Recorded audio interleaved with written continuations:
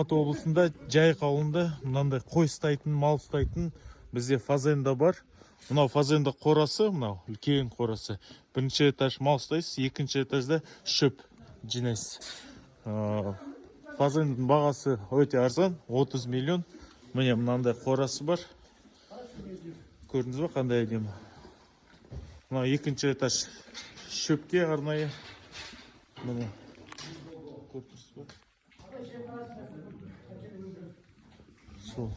И және времянка бар. Мынандай ат бар.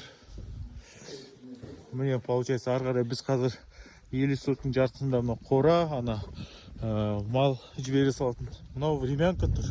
Ар жақта еще үй салып бастаған. Бірінші этажын. Бірінші болғанда цокольный этаж подвалын бастаған. Қазір көрсетем времянканы. Времянка мынау топка. И времянка екі бөлмелі. Мына жақта получается бірінші бөлме. Мен былай көрсете салайын.